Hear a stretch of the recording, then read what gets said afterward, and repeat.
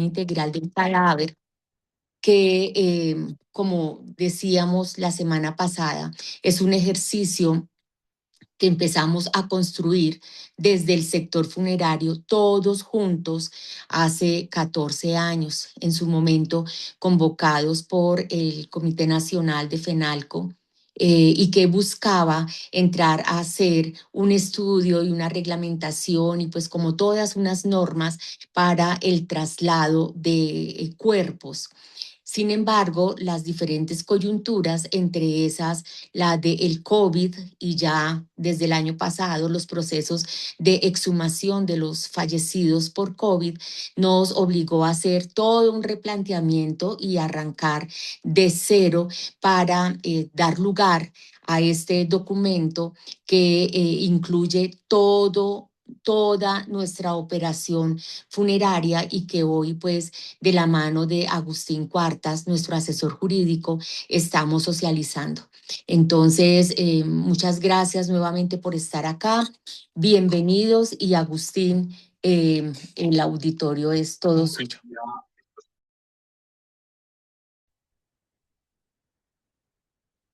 Buenos días, María del Pilar. Muchísimas gracias y un feliz día para todos. Esperando que esto sea nuevamente una sesión muy productiva. En la última tuvimos un tope de conexiones de hasta 140 personas, seguramente muchas de ellas con varios integrantes detrás de cada conexión, lo cual obviamente nos alegra enormemente. Hasta ahora veo 27, de manera que no dar tiempo de espera para que lleguen, porque definitivamente hay que hacer cultura con el cumplimiento de los horarios que se trazan, pero sí de pronto podemos poner como estrategia ir hablando, pero digamos ralentizando un poquito, sobre todo la parte del comienzo que tiene temas muy importantes y que no quisiera que gran parte de quienes puedan conectarse en los próximos minutos puedan perderlo. Entonces, quisiera empezar por invitarlos a que puedan compartir, si de la sesión anterior o de la lectura de la resolución y particularmente con respecto a los temas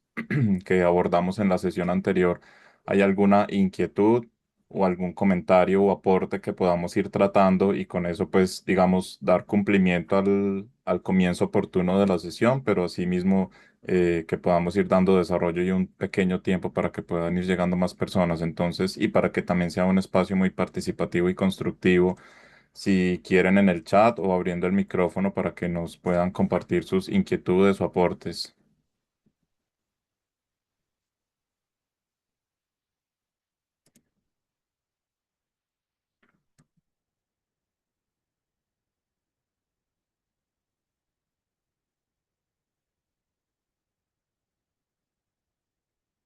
¿A alguien de pronto?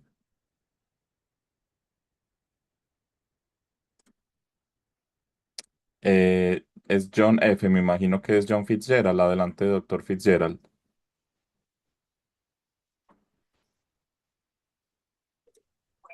Doctor Agustín y colegas, muy buenos días. Cordial saludo para todos.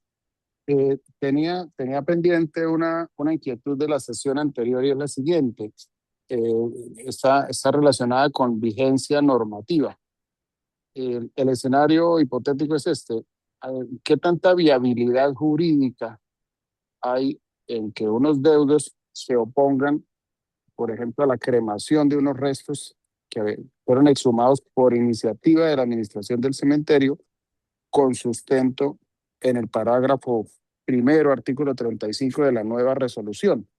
de la 717 de este año? Eh, ¿Qué tanto sustento tendría oponerse a esa decisión argumentando que la inhumación había sido realizada en vigencia de la anterior resolución de la 5194 del 2010? Muchas Doctor Fitzgerald, con los gracias. buenos días igualmente.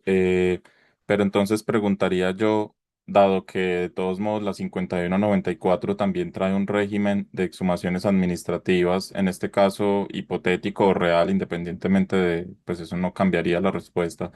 En este caso hipotético o real, ¿cuál sería el elemento diferenciador para que la familia se esté oponiendo cuando bien sea con la resolución 717 actual o con la 5194 que igual sigue vigente, pero pues modificada en ese aspecto un poco? ¿cuál sería la diferencia para que la familia hiciera oposición a la exhumación administrativa? El tema de notificación. Uy, doctor Agustín, qué pena, es que me ha fallado la señal, no sé si alcancé a exponer la pregunta. El tema es si hay viabilidad jurídica cierta en que una familia procure oponerse a esa exhumación, que no estaba prevista en la resolución anterior.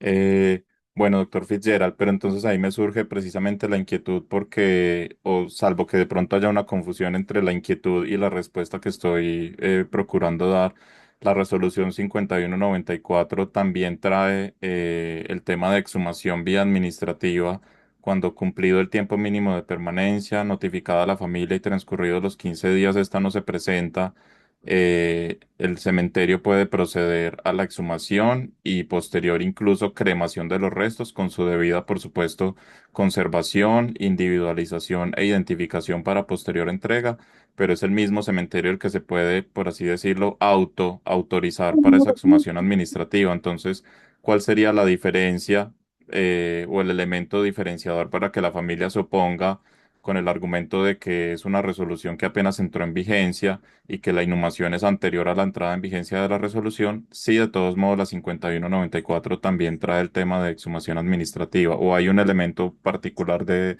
la hipótesis que usted plantea.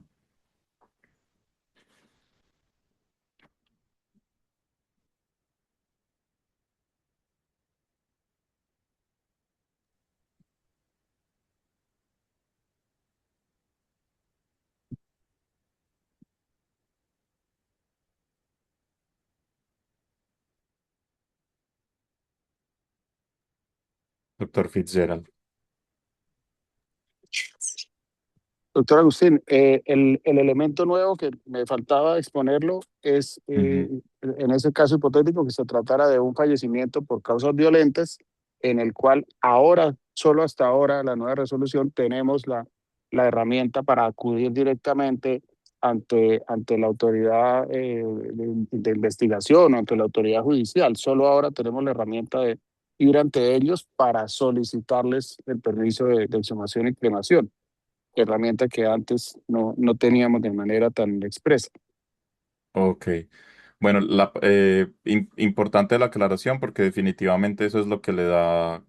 como sentido a la pregunta, porque de todos modos, pues como lo decía, tanto en la 5194 como en la actual, sigue el mismo régimen de poder hacer la exhumación vía administrativa. Lo que sí cambiaría es, como usted ya lo dice bien con la aclaración, es el componente en tratándose de una exhumación vía administrativa de un cuerpo cuyo fallecimiento fue por causas violentas. Ahí habría que decir dos cosas. Lo primero, que yo considero que haciendo una abstracción de que no existiese la 717, de todos modos, y como usted bien lo decía, no hay una vía expresa que, digamos, diera esa habilitación que ahora sí es mucho más clara porque está textualmente en la norma de acudir directamente ante la autoridad judicial o fiscal para que dé la autorización de esa exhumación vía administrativa. Pero yo considero que de una lectura armónica de la 5194 sí podría uno llegar a una interpretación de que existe esa posibilidad de hacer una exhumación vía administrativa de un cuerpo cuyo fallecimiento se dio por muerte violenta, a pesar de que la norma no traiga el texto expreso que lo diga. Entonces, mi solución iría como en un doble sentido. En primer lugar, en que las normas tienen vigencia a partir del momento en que se expiden.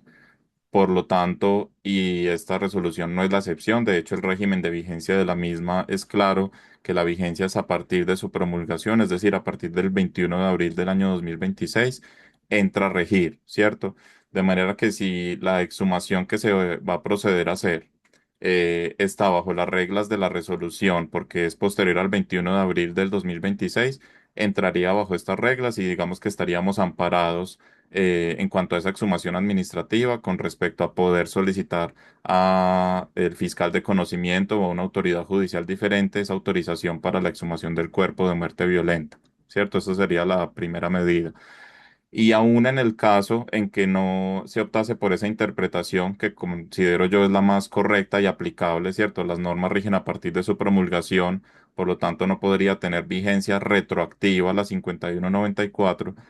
en ese aspecto, porque es una exhumación que se va a hacer el día de hoy, ¿sí? No estamos hablando de la inhumación sucedió en el pasado, pero la hipótesis sobre la cual estamos haciendo la evaluación como tal es el supuesto de hecho de la exhumación que está ocurriendo en vigencia de la nueva norma,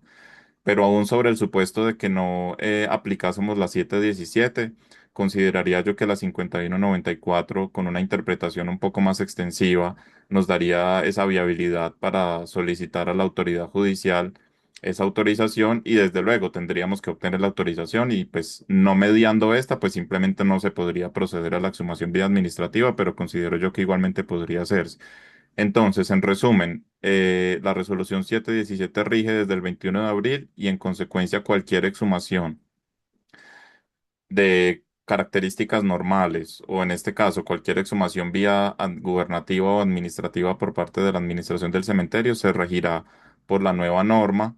que es tanto la 717 como la 5194 porque recordemos pues que lo que hace la 717 en ese aspecto es ir directamente a la 5194 y modificar ese artículo que si no estoy mal es el 18 o 28, bueno, por ahí eso no tiene mayor relevancia. Entonces, en ese sentido, yo creo que hay un blindaje jurídico para la hipótesis que usted plantea. No sé si con eso queda resuelta a cabalidad su inquietud. Sí, doctor Agustín, muchas gracias. Efectivamente, lo que marca la vigencia es el momento de la exhumación, sin importar que la inhumación se haya realizado en vigencia de la anterior norma. Muchas gracias. Exactamente. Considero que ese es el punto clave de análisis sobre esta hipótesis en concreto. Ya se han ido conectando, ya hay 53 personas en línea. ¿Hay alguna otra inquietud con respecto a lo que hemos estudiado hasta el momento de la resolución o algún aporte que nos quieran hacer como esta importante hipótesis que nos planteaba el doctor Fitzgerald? Y si no, pues para que demos entonces continuidad a la temática.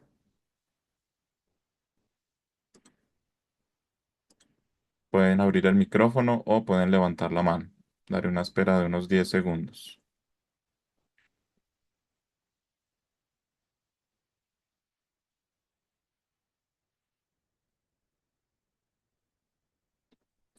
Bueno, entonces como en las subastas hemos culminado. Entonces continuemos con esta segunda sesión. Habíamos quedado en hacer una priorización de los temas para que el estudio de la resolución que ya sabemos y proyectamos que se va a extender quizás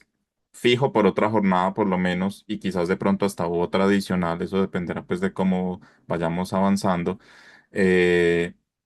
la idea era que, o más bien lo lógico sería que la abordemos en el orden del articulado como ya lo habíamos comentado, pero esas no son las prioridades que tienen ustedes, como ya lo vimos, y de manera evidente el tema o prioridad número uno era el de la introducción de la hidrólisis alcalina, y como segundo tema prioritario surgió el tema de las licencias que vamos a abordar el día de hoy. Sin embargo, antes de abordar el tema de las licencias, quisiera que diéramos clausura, así sea de manera temporal, al tema de hidrólisis alcalina. Digo de manera temporal porque puede que a futuro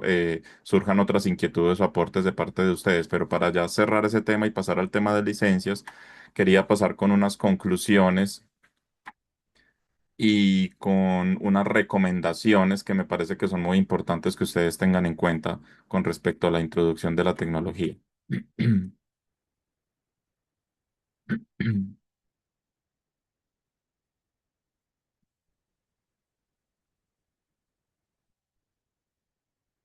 Perfecto. Entonces, digamos que he venido trabajando en una serie de recomendaciones que,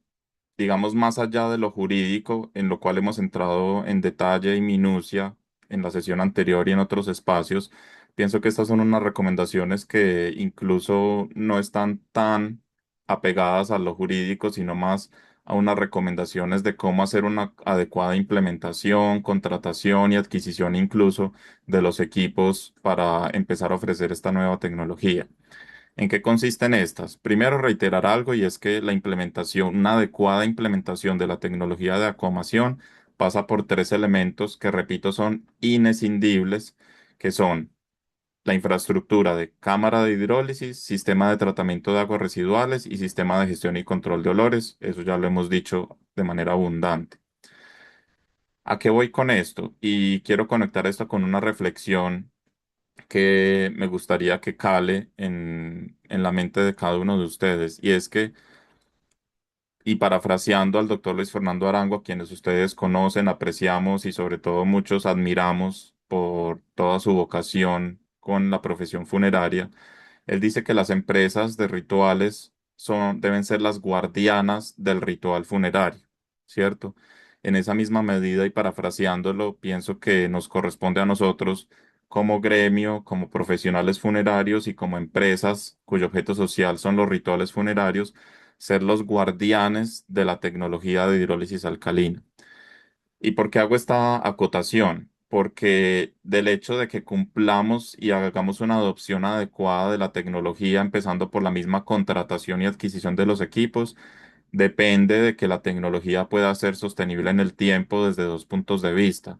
Desde el punto de vista de que no se erosione la confianza del público en la tecnología porque pueda haber algún proveedor que genere olores ofensivos en el lugar donde esté instalada esta infraestructura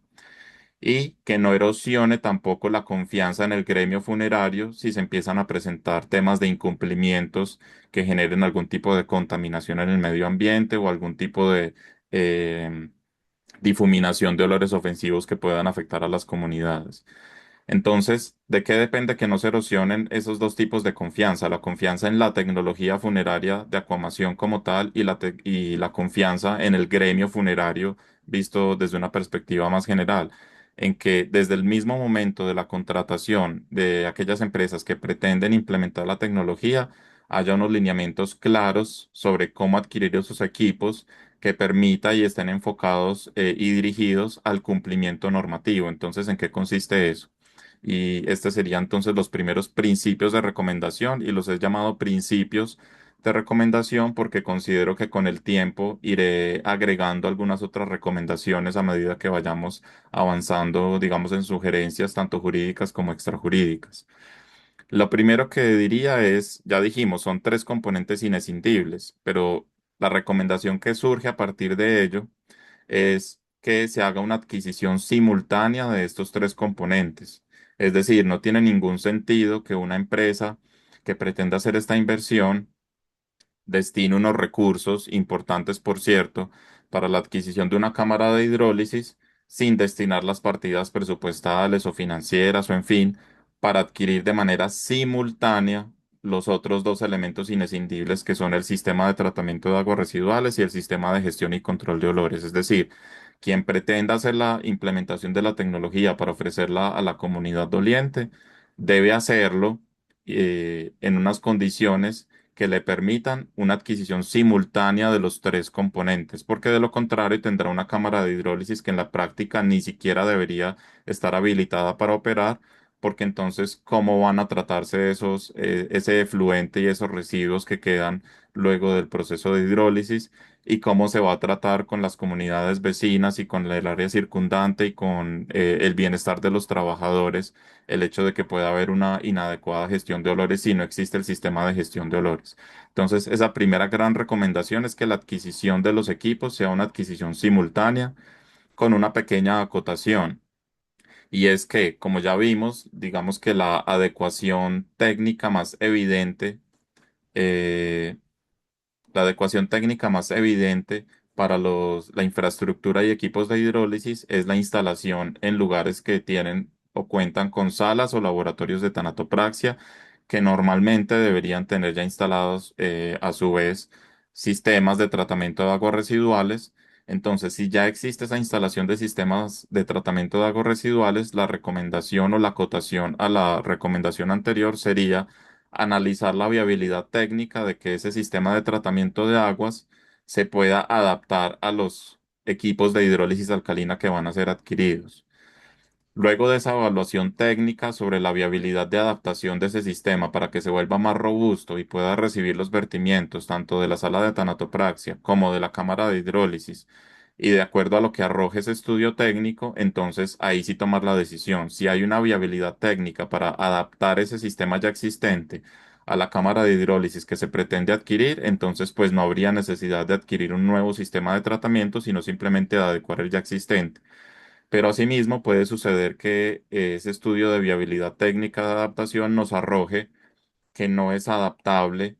el sistema de tratamiento de la sala de tanatopraxia o laboratorio de tanatopraxia a los efluentes de hidrólisis, en cuyo caso entonces volvemos al principio de recomendación inicial, que es hacer una adquisición simultánea y completa de los tres componentes: cámara, sistema de tratamiento de aguas y sistema de tratamiento de olores.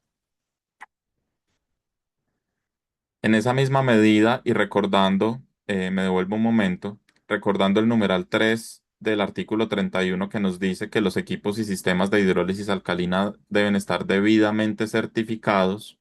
surge entonces la inquietud de cómo se logra esa debida certificación, dado que la norma no nos trae mayor claridad sobre cómo se llega a ese elemento de cumplimiento de una certificación de los equipos y de los sistemas de hidrólisis alcalina, frente a lo cual surgen varias posibilidades.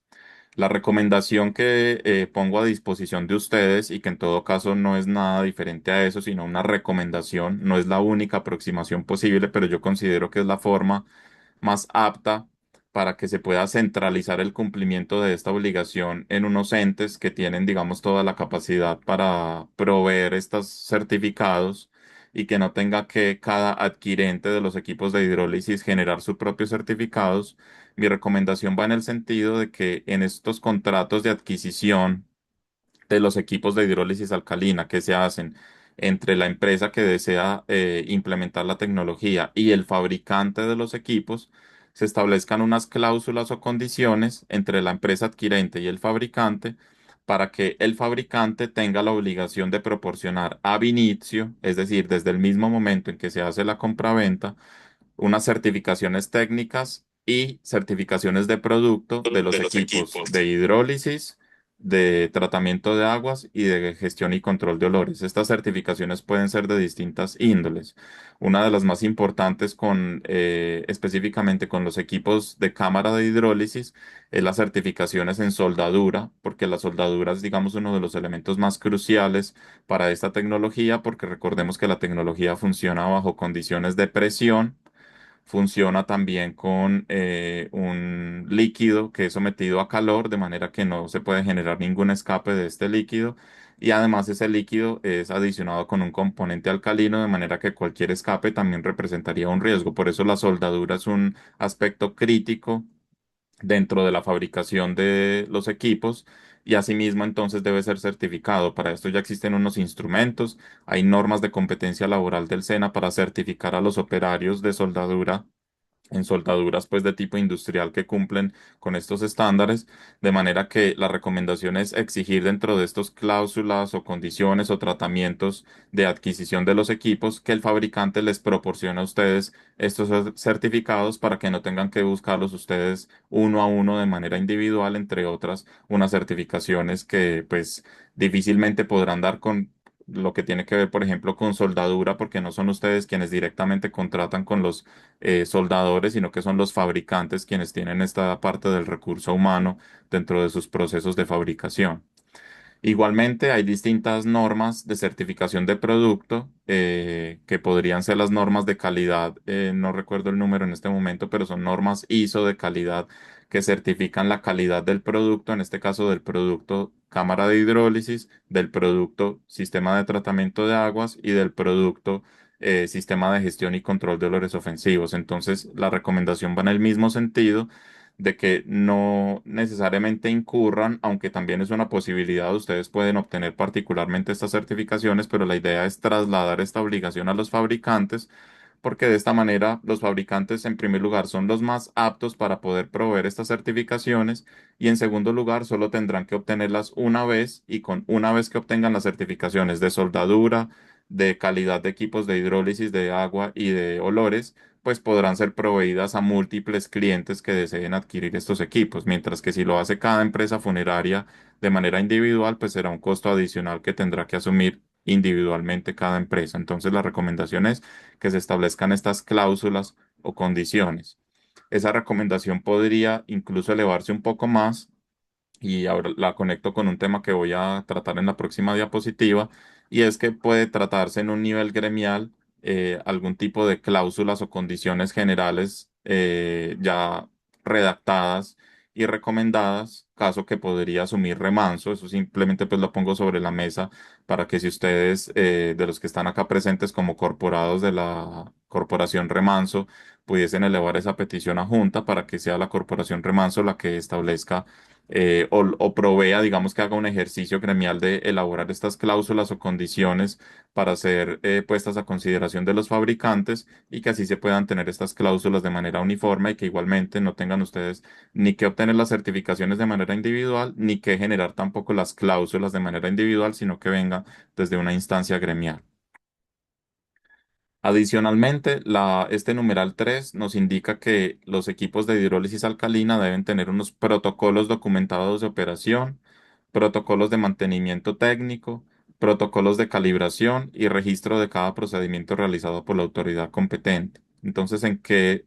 encaminación o en qué sentido van las recomendaciones con respecto al cumplimiento de esta obligación?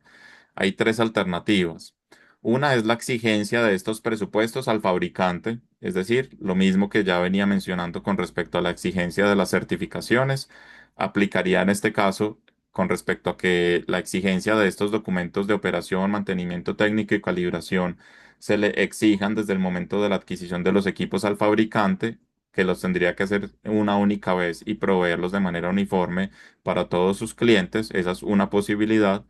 Una segunda posibilidad de cumplimiento es una creación propia desde cero de estos protocolos para que cada empresa haga sus propios protocolos de operación, mantenimiento técnico y calibración, pero pensaría yo que quién mejor que para conocer cómo deben operar las maquinarias, cómo se calibran y cómo se hacen los mantenimientos técnicos que el propio fabricante de los mismos. Entonces diríamos que nos remitimos en principio a esa misma idea de recomendación esencial de que sea el fabricante a quien se traslade esta obligación. Y en tercer lugar, y conectando esto con la recomendación que hacía de que se pudiesen trabajar estas cláusulas uniformes desde una instancia gremial como lo puede ser Remanso, la tercera posibilidad de cumplimiento de estos protocolos sería utilizar y adaptar protocolos generales que sean elaborados a nivel gremial. Entonces sería solicitar a Remanso o a otra instancia gremial que elabore protocolos generales de operación, de mantenimiento técnico, de calibración y de registro de procedimientos de hidrólisis alcalina que tendría que realizarlos solo en una ocasión, en todo caso serían protocolos marco, y ya cada empresa puede o bien utilizar esos protocolos sin tener que hacer ninguna modificación dependiendo de cómo estén establecidos, o al menos partir de esta idea inicial de estos protocolos elaborados en la instancia gremial y hacerle las pequeñas adaptaciones a que haya lugar de acuerdo a sus equipos, al funcionamiento de sus servicios, de sus operarios, en fin. Pero digamos que estas son las tres formas que se plantean de cumplimiento,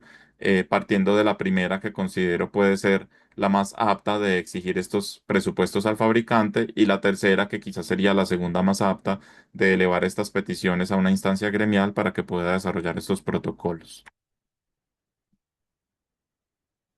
Hechas estas recomendaciones y esperando que en el futuro pueda compartirles algunas otras recomendaciones, así con tips muy prácticos sobre cómo implementar adecuadamente la tecnología, cómo hacer la adquisición de los equipos. Eh, el numeral 4 que ya habíamos analizado, pero que quiero traerles algo nuevo que no abordamos suficientemente en la sesión anterior. El numeral 4 nos habla de que debe haber un cumplimiento de la normativa ambiental aplicable, de la cual ya abundantemente dijimos a qué hacía referencia. Sin embargo, pasamos muy rápidamente por una mención de un concepto del Ministerio de Ambiente y Desarrollo Sostenible que fue emitido con ocasión de la presentación del proyecto de ley número 343 de 2023 Cámara, que fue el proyecto de ley que inicialmente pretendía establecer la hidrólisis alcalina como un servicio funerario para la disposición final de cadáveres en Colombia. Con ocasión de la presentación de este proyecto de ley, el Ministerio de Ambiente emitió un concepto con respecto a qué consideraba de la tecnología desde el punto de vista netamente ambiental. Y lo que dijo este concepto y que no pudimos abordar en la ocasión anterior fue básicamente dos temas. En primer lugar, que no corresponde al Ministerio de Ambiente pronunciarse sobre la viabilidad de una tecnología de disposición funeraria desde los aspectos sanitarios, en la medida en que esto es del resorte único y exclusivo del Ministerio de Salud. Entonces, en esa medida, el Ministerio de Ambiente se abstiene de pronunciarse sobre la viabilidad o no de la tecnología como tecnología funeraria, pero también entiende y desarrolla en este mismo concepto el Ministerio de Ambiente que esa tecnología, independientemente de su consideración de conveniencia o no como servicio funerario, tiene unas connotaciones ambientales de acuerdo al tipo de tecnología que están relacionadas principalmente con el tema de vertimientos y olores,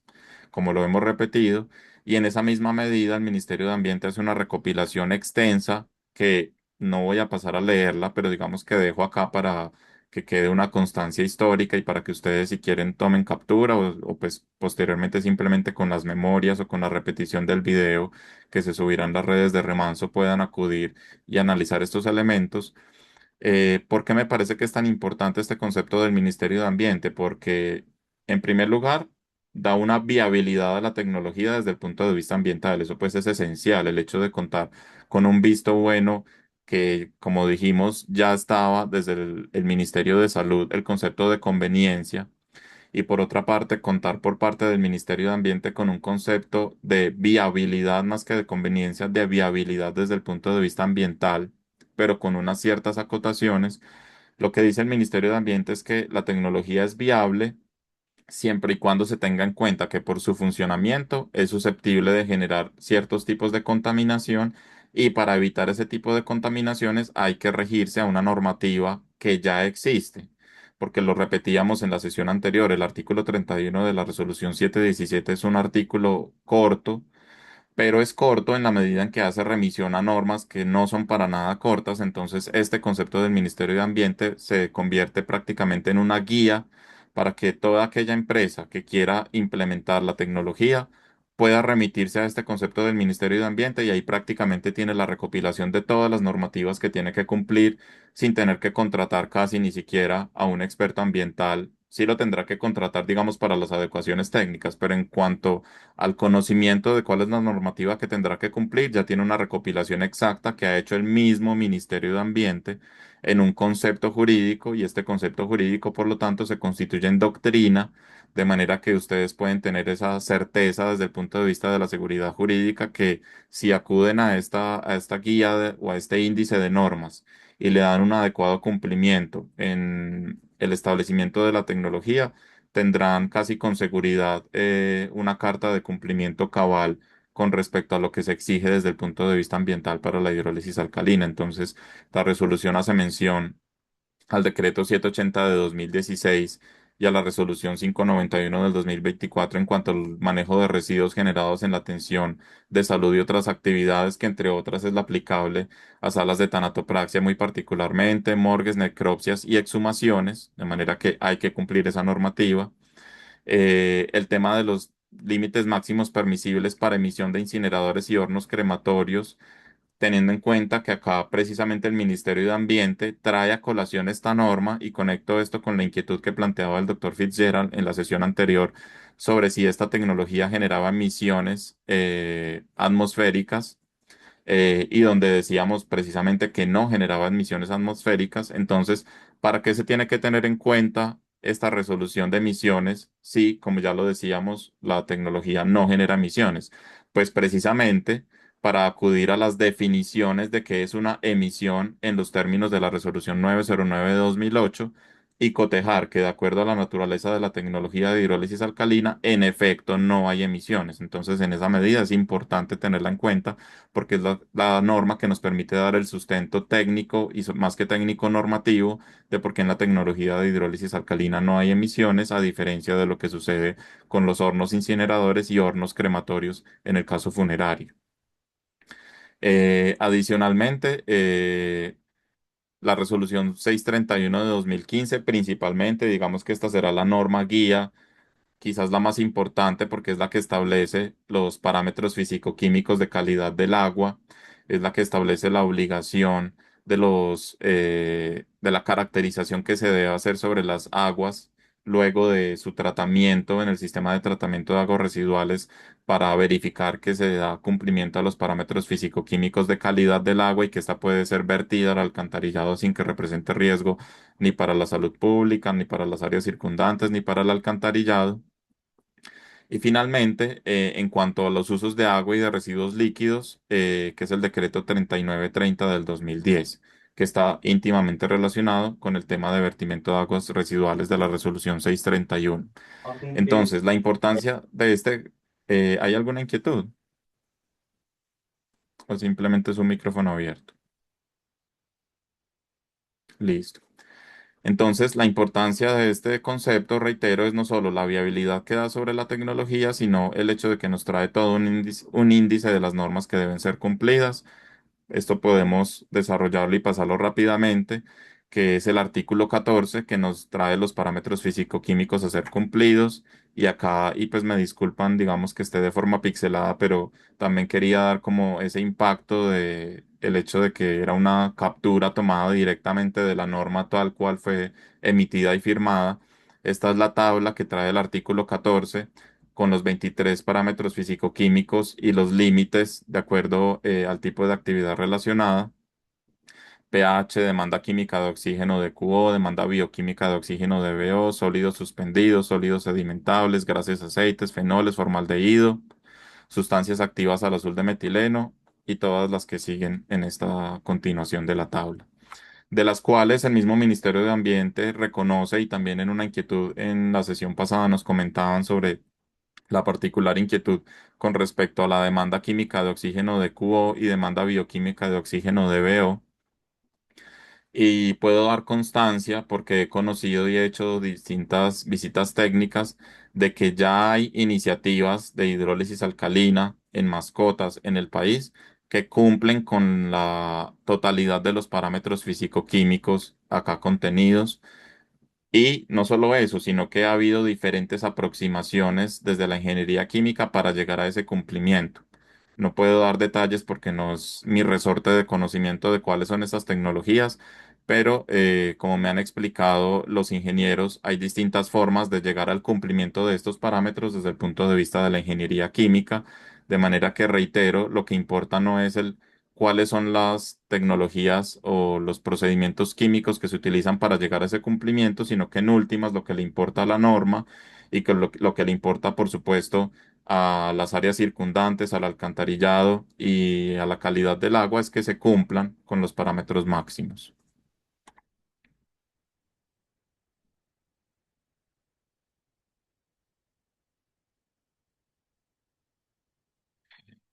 Listo.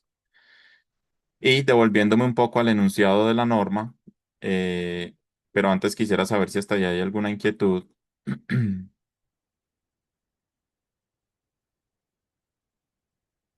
Revisemos el chat y si hay alguna inquietud, por favor, ponerla en chat o levantar la mano para pedir la palabra por micrófono. De lo contrario, entonces continuemos. El mismo enunciado del artículo 31 nos permite hacer la transición hacia el próximo tema de interés que ustedes manifestaron como prioridad en la sesión anterior, que es el tema de las licencias. El enunciado del artículo 31 sobre los requisitos para el uso de hidrólisis alcalina, al final del enunciado nos dice que se deberá dar cumplimiento a las disposiciones contenidas en el artículo 36 de la presente resolución y a los siguientes requisitos. Entonces dejemos, digamos, en el imaginario ese artículo 36 al cual ya vamos a visitar y pasemos al parágrafo cuarto nuevamente de este artículo 31 que nos dice: para la implementación de la hidrólisis alcalina se requerirá la misma licencia establecida para el proceso de cremación. Eso es, en otras palabras, lo mismo que nos está diciendo el enunciado, porque el artículo 36, al que nos hace referencia al enunciado de la norma, que tiene que ser cumplido en el caso como requisito para la licencia de hidrólisis alcalina, es lo mismo que nos dice el parágrafo 4, solo que sin citar el artículo, cuando nos dice que la implementación de la hidrólisis alcalina requiere una licencia que es la establecida para el proceso de cremación. Entonces, y yo acá digamos que les voy a pedir en cierta forma una licencia yo estuve haciendo varios ejercicios de cómo sería más práctico abordar el tema de las licencias y el tema documental, y realmente yo creo que no tenemos una alternativa diferente que visitar la norma directamente. Por lo tanto, procederé a salir de la presentación por un momento para que visitemos la norma y la empecemos a navegar. Entonces, pues les ruego paciencia en esta navegación a la que los voy a invitar para que podamos proceder a navegar directamente la norma partiendo de lo que acabo de mencionar. Entonces, el enunciado nos dice, se tiene que dar cumplimiento a los requisitos del artículo 36. Cuando acudimos al artículo 36 nos dice requisitos para la cremación de cadáveres. En otras palabras, para dar, para poder prestar los servicios de hidrólisis alcalina, hay que cumplir las mismas condiciones que establece el artículo 36 de requisitos para la cremación de cadáveres. Y el artículo 36 de requisitos para la cremación de cadáveres básicamente nos habla es, sin ser tan expresamente claro en eso, sobre la licencia de cremación. El artículo 36 de la resolución nos dice, y por favor me informan si ahí ven, digamos, en un nivel suficiente la letra o si lo ven todavía muy pequeño. Ahí está excelente. Listo. Entonces el artículo 36 nos indica, para la cremación de cadáveres se deben presentar a la administración de las empresas de servicios funerarios los siguientes documentos. Léase entonces, para la cremación de cadáveres o hidrólisis alcalina de cadáveres, deberán presentarse a la administración de las empresas de servicios funerarios los siguientes documentos. Y lo resume como si fuesen dos. Copia del certificado de defunción, que ya sabemos es copia del certificado de defunción antecedente para el registro civil de defunción. Y dos, licencia de cremación o licencia de hidrólisis alcalina expedida a nivel municipal o distrital por alguna de las siguientes entidades, que es lo mismo que nos ha establecido desde tiempo atrás la 5194, que son alcaldía, Secretaría de Salud o Inspección de Policía, a prevención o lo que primero ocurra. En algunos lugares del país podrá ser la Secretaría de Salud, algún funcionario de la Secretaría de Salud. En la gran mayoría del país, creo yo, son directamente las inspecciones de policía, pero en todo caso la norma deja abierto ese abanico de esas tres posibilidades. Hasta ahí, digamos, no cambia nada con respecto a lo que ya conocemos, ¿cierto? En principio pareciera entonces que solo se requieren de dos documentos, copia del certificado de defunción y licencia de cremación, pero la licencia de cremación requiere a su vez de la presentación de otros documentos, entonces no son en realidad dos documentos, sino dos documentos de los cuales uno de ellos requiere además otros tantos, por lo tanto son más de dos documentos. Digamos que en eso puede haber un poco de enredo en una primera lectura. Y continuando con la lectura de este artículo 36 nos dice, según se trate, para lo cual deberá diligenciarse el formato de que trata el anexo técnico número 10 que ya vamos a abordar. Sin embargo, quiero destacar uno de los temas importantes que se logró, y pensaría yo que esto es un avance con respecto a lo que se tenía, y es que logramos establecer que en los requisitos de quién expide esta licencia, además de que pueda ser alcaldía, Secretaría de Salud o Inspección de Policía, quedó de la siguiente manera. Para su expedición, la autoridad administrativa competente del lugar de fallecimiento o del lugar de destino final debe solicitar y verificar los siguientes documentos. Entonces, ¿en qué se basa mi énfasis oral con respecto a cómo está redactada esta disposición? Una de las inquietudes que frecuentemente hemos escuchado de parte del gremio, incluso ahora con el fatal accidente de la fuerza pública en el avión Hércules, en el que fallecieron pues más de 60, creo que hasta los 70 uniformados. Una de las grandes inquietudes era que las autoridades del lugar del fallecimiento no querían expedir las licencias, bien fuera de inhumación, bien fuera de cremación, para la disposición final, ¿cierto? Fue un tema bastante complejo y es un tema que no se remite a esa circunstancia particular de este siniestro tan triste, sino que se reitera en distintas circunstancias en donde muchas veces la autoridad del lugar de fallecimiento de la persona se opone por distintas razones a emitir la licencia para la disposición final del cuerpo del fallecido. Entonces, digamos que logramos introducir que pueda haber una doble competencia de acuerdo a lo primero que ocurra. Eso en términos jurídicos se llama aprevención, es decir, que la autoridad administrativa competente será la del lugar de fallecimiento de la persona o la del lugar de destino final a prevención, a pesar de que esa expresión no haya quedado escrita en el epígrafe del numeral 2 del artículo 36. A prevención quiere decir que lo primero que ocurra, esa tendrá prevalencia, es decir, si es la autoridad administrativa del lugar de fallecimiento de la persona la que expide la licencia de disposición final, entonces pues esa será la que prevalece.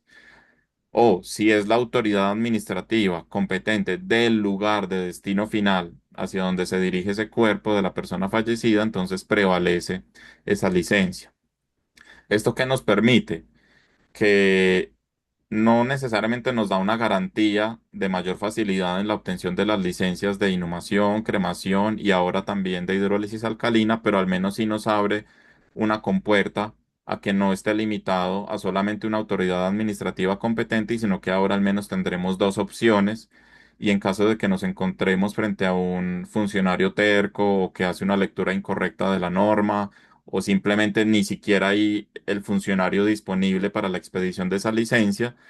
tenemos una segunda alternativa que seguramente en muchos casos podrá servir como solución, que es acudir a la autoridad administrativa competente del del destino final de la persona fallecida, que también estará habilitada para expedir la licencia de disposición final. Yo pienso que esto tiene una lógica desde el punto de vista de cómo operan los servicios funerarios, en el entendimiento de que se requiere una trazabilidad, y esa trazabilidad se puede gestar tanto si se da por una licencia que ocurre en el inicio donde la persona falleció, donde se indica hacia dónde se dirige, como si lo expide un funcionario del lugar hacia donde se dirige el fallecido, e indicando, por supuesto, la procedencia de donde viene el mismo, ¿cierto? Vi una mano levantada, pero parece que se arrepintieron. ¿Hay una inquietud al respecto o algún aporte?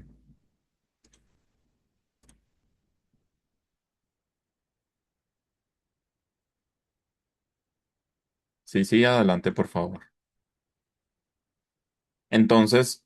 indico, no es necesariamente una garantía de que en aquellos casos difíciles donde o no haya funcionario, o haya un funcionario renuente, o haya un funcionario que haga una aplicación inadecuada de la norma, entonces ya tengamos la garantía de poder acudir al otro funcionario del lugar de destino final y que ya eso nos garantice que va a haber un trámite fácil de la licencia, no, pero al menos sí nos abre una doble posibilidad.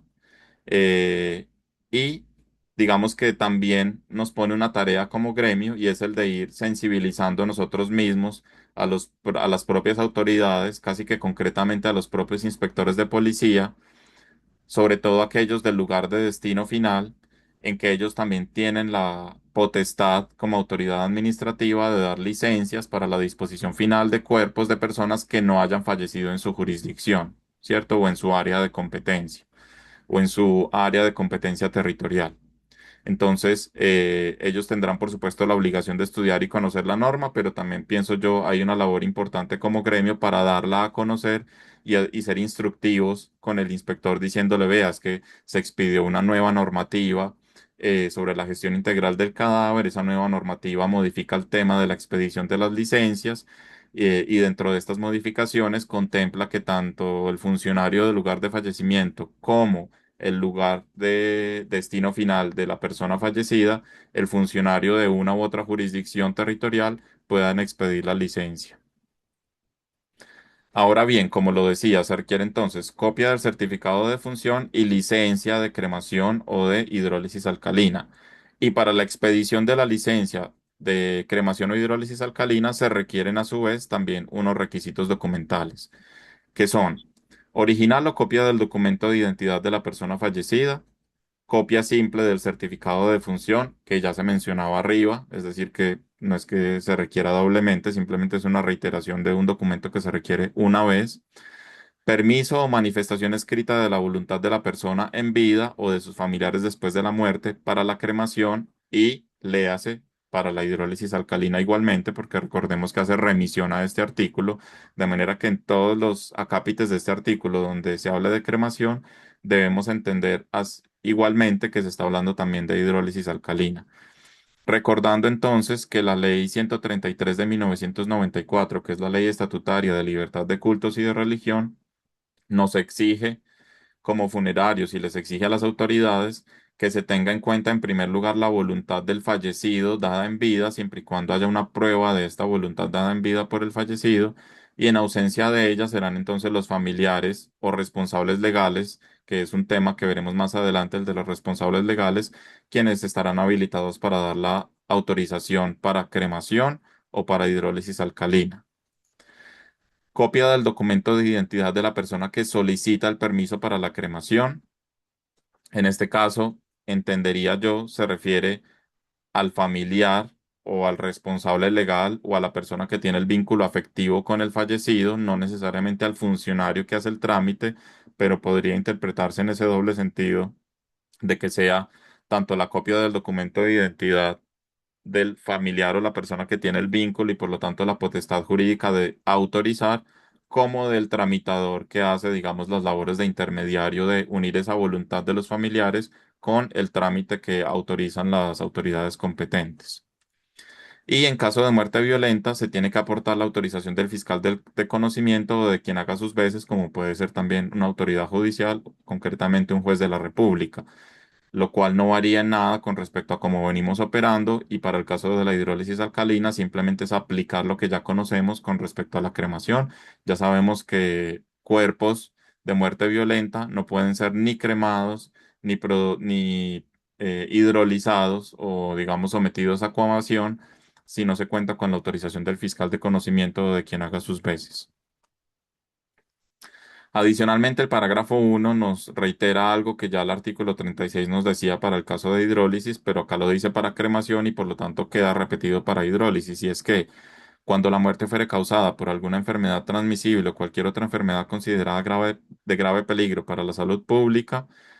se podrá ordenar la cremación del cadáver de manera inmediata. Leas entonces, se podrá ordenar la hidrólisis alcalina del cadáver de manera inmediata. Ambas son opciones absolutamente equivalentes desde ese punto de vista de la eliminación del riesgo en materia de salud pública para enfermedades infectocontagiosas, para priones, para bacterias, para virus o para cualquier otro agente patógeno. Ambas cumplen la misma posibilidad y cualquiera de las dos, digamos, ninguna tendrá prevalencia sobre la otra, salvo que nos encontremos ante un caso de muertes que superen la capacidad instalada de ciertos equipamientos, en cuyo caso pues se tendría que remitir a aquellos equipamientos cuya capacidad instalada todavía no haya sido copada. El parágrafo segundo nos dice, cuando se trata de la cremación de cadáveres o restos óseos señalados en el artículo 24 de la Resolución 5194, la autorización para su cremación se expedirá por la administración del cementerio, garantizando la identificación del cadáver o restos óseos y la ubicación al interior del cementerio. De nuevo, hay que hacer una lectura conjunta de ambas normas, por eso los invitaba yo a hacer esta navegación juntos, porque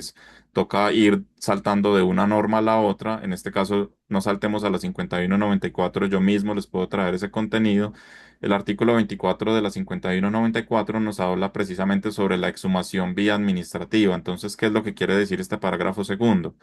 Que cuando se trate de la cremación de cadáveres o restos óseos, de restos o de cadáveres que han sido exhumados vía administrativa,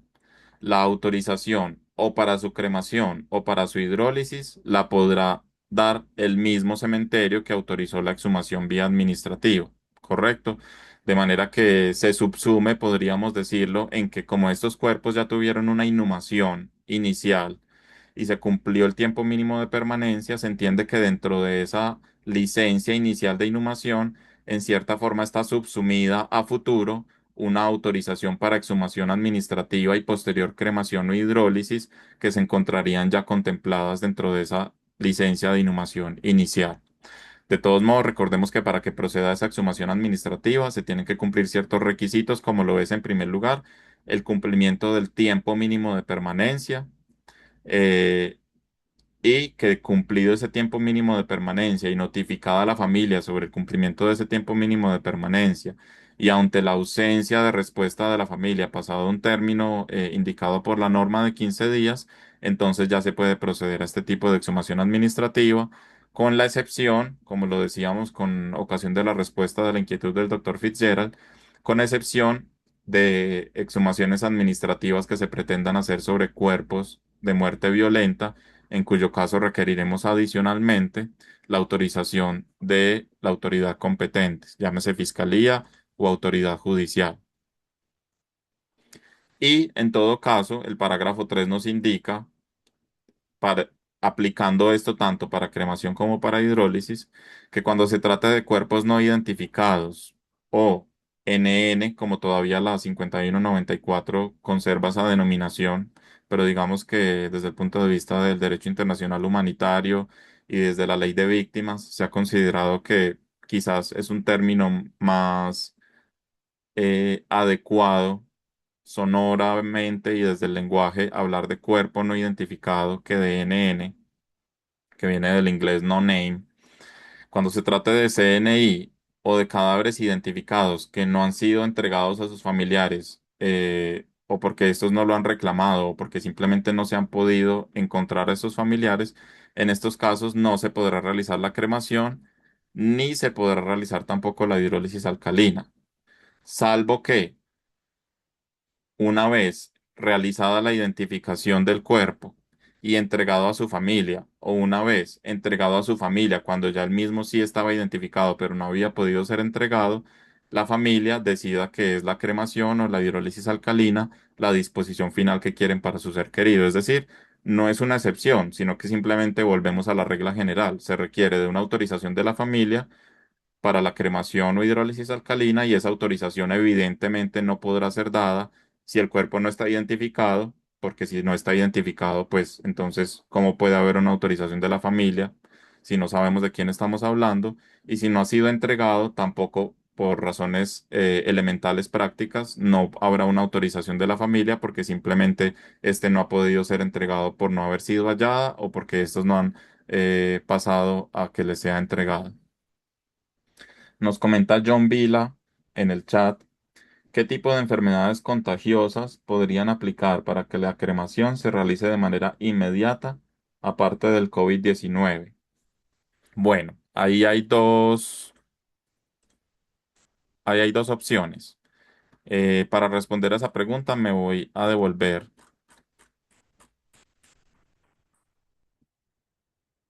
a la clasificación de cadáveres por categorías tipo 1 y tipo 2, donde nos trae un catálogo de enfermedades ya catalogadas como de interés en salud pública y que puedan representar un riesgo de infección, infectocontagioso. Y nos dice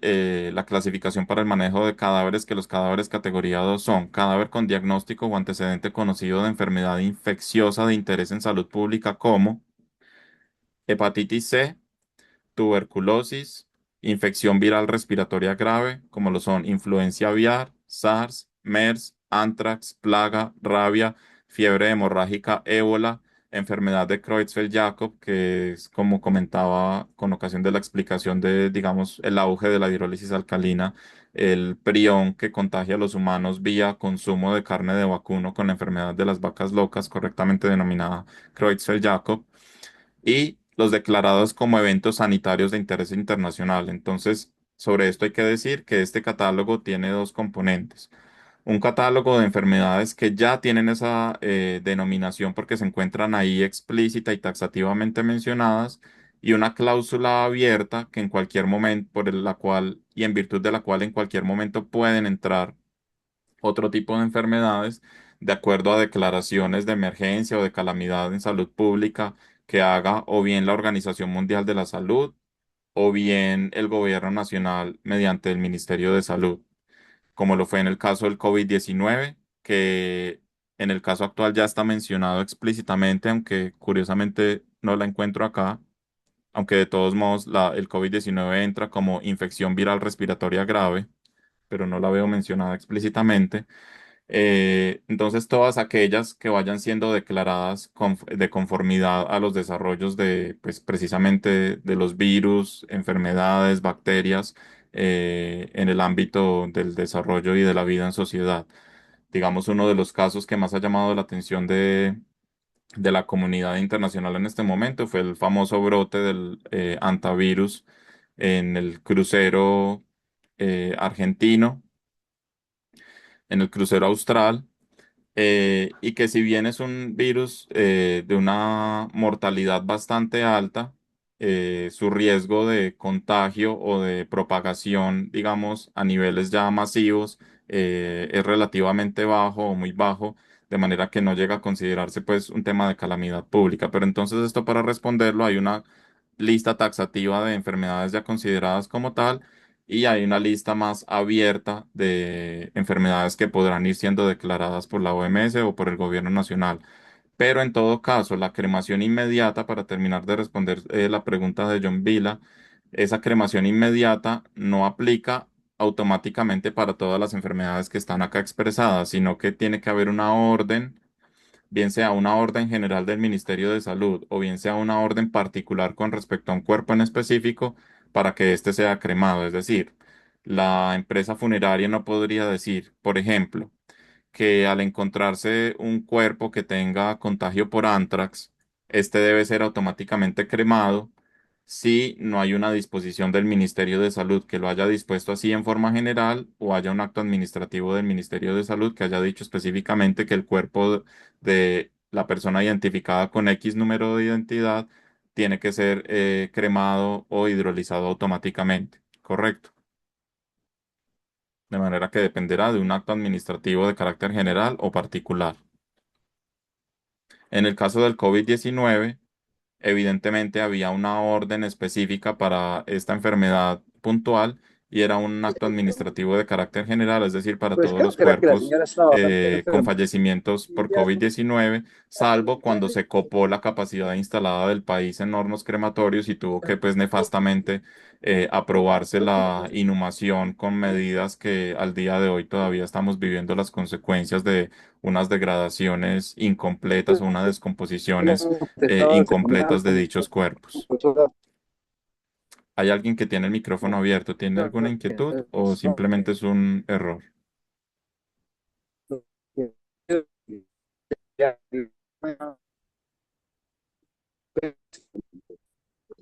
Bueno, espero, John Vila, con eso haber respondido esta inquietud, y si no, podemos ampliarla sobre lo mismo. Más adelante vamos a volver sobre el tema de clasificación de los cadáveres, porque este tema de la clasificación de los cadáveres es importante no solo a efectos de la determinación de una cremación automática, sino también a efectos de qué tipo de rituales se pueden realizar y qué tipo de rituales no se pueden realizar según el tipo de categoría de cadáver, y también qué medidas de elementos de protección personal o medidas de bioseguridad en general se deben tomar con cadáveres categoría 1 y cadáveres categoría 2, pero pues todavía no hemos llegado ahí, pero anticipo que eso lo vamos a estudiar. Dice Lady, tengo una preguntita. ¿Qué criterios utilizan para balancear conversaciones químicas versus degradación no deseada de compuestos valiosos? A ver, ¿qué criterios utilizan para balancear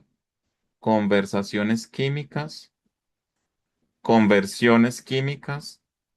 versus degradación no deseada de compuestos valiosos? Lady, esta pregunta es específicamente con respecto, digamos, a las proporciones del elemento alcalino en la hidrólisis alcalina, o hacia dónde está orientada la inquietud. Ah, bueno, perfecto. Entonces la inquietud de Lady es cómo se balancea, porque pongamos un contexto. Recordemos que la hidrólisis alcalina, al tener un componente alcalino, pues ese componente alcalino normalmente está en el orden del 5% de la mezcla de componentes que son básicamente el agua y el hidróxido de potasio o de sodio. Entonces, ese balanceo químico, no les puedo, digamos, entrar a explicar en detalle cuáles serían las fórmulas. Y digamos que esa es una de las conclusiones que yo al final de estas sesiones voy a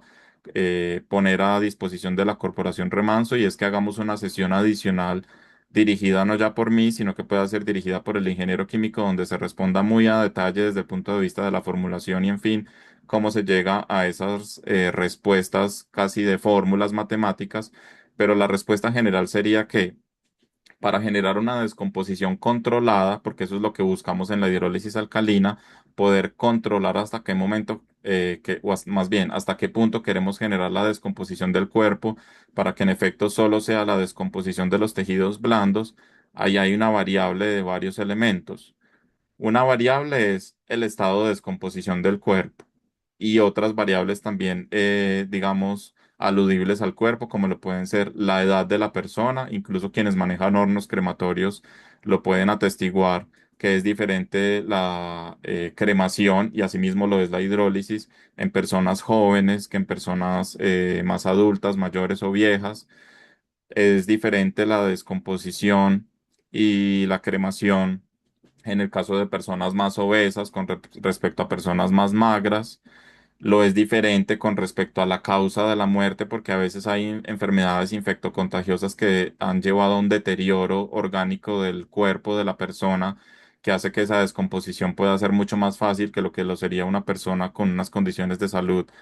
mucho más óptimas al momento de su fallecimiento. Si, por ejemplo, tenía unas condiciones óptimas, pero falleció por muerte violenta, eh, el tiempo que ha transcurrido desde el momento del fallecimiento de la persona hasta el momento en que se va a realizar esa tecnología de disposición final también incide altamente en este balanceo. Y ya concretamente dentro de los elementos directamente atados a la hidrólisis están la temperatura, el nivel de concentración del componente alcalino, sea hidróxido de potasio o hidróxido de sodio, y la presión. La presión también hace parte de estas fórmulas de balanceo. Ahora bien, ¿cómo se balancea ya desde el punto de vista más concreto en la fórmula? Todos estos componentes que se tienen que tener en cuenta, esa respuesta sí la tendrá ya que dar directamente un ingeniero químico o un operario que tenga todos los conocimientos de cómo operan estas variables para definir caso a caso cuáles son las condiciones ideales de hidrólisis para que se descompongan únicamente los tejidos blandos, porque entre otras, y este paréntesis me parece muy importante,